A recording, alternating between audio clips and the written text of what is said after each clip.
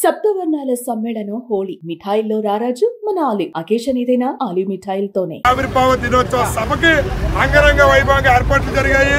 మరికొద్ది సేపట్లో సభ ప్రారంభమవుతుంది. అయితే పిఠాపురంలో జన సైనికులు జనసేన నాయకులు వస్తున్న ప్రతి కార్యకర్తకి జన సైనికుడికి ఇక్కడ దాహం తీర్చడానికి కడుపు నింపడానికి ఏర్పాట్లు ఘనంగా నిర్వహించారు. ఇక్కడ మీరు గమనించవచ్చు, చిత్రాల జన సైనికులు పుచ్చకాయలు ఏర్పాటు చేశారు. పుచ్చకాయలు వస్తున్న ప్రతి ఒక్కరికి కూడా పుచ్చకాయలు ఇక్కడ కోసి పంచిపెట్టడం జరుగుతుంది.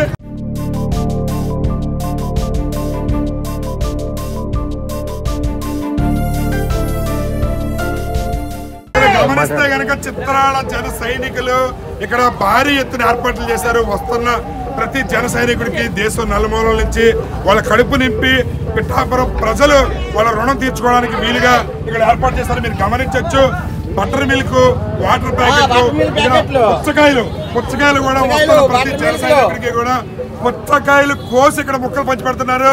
ఇక్కడ మంచి ఏర్పాట్లు, అంటే ఎవరికి ఎటువంటి ఇబ్బంది కలగకుండా చేశారు.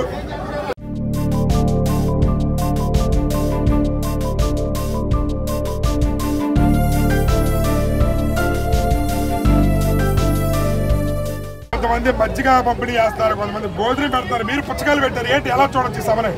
ఎంతకే జనసైనికులు ఎక్కడెక్కడి నుంచో తెలంగాణ నుంచి మామూలుగా ఈ రాష్ట్రం అంతా నలుమూల నుంచి వచ్చినందుకే పుచ్చకాయలు మజ్జిగ ఎండకి సలదాన ఇవ్వాలని చెప్పేసి కూలింగ్ మన పుచ్చకాయలు మజ్జిగ మంచి పెడుతున్నామండి.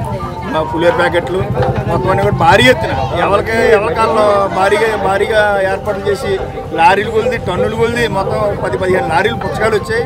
ఒక 15 లారీలు మజ్జిగ ప్యాకెట్లు వచ్చాయి. ఇంకా భారీ ఎత్తున ఇంకా ఎక్కడ ఏ కార్యకర్త కూడా అసౌకర్యం కలగకుండా మొత్తం అందరికీ కూడా అందుబాటులో ఉండేలాగా ఎక్కడికక్కడ ఏర్పాటు పూర్తిగా చేశారు. రైట్, చూసారు కదా, 15 టన్నుల లారీలు మజ్జిగ బట్టర్ ఏదైతే పుచ్చకాయలు ఉన్నాయో భారీ ఎత్తున లారీలు పిఠాపురం నియోజకవర్గంలోనే దిగాయి. మేము వస్తున్న ప్రతి కార్యకర్త కడుపు నింపి పంపిస్తాము. పిఠాపురం ఎమ్మెల్యే గారు కాలుగా మమ్మల్ని బాగా చూసారని చెప్పుకునేలా చేస్తా ఉంటున్నారు ప్రతి జన సైనికుడు కూడా.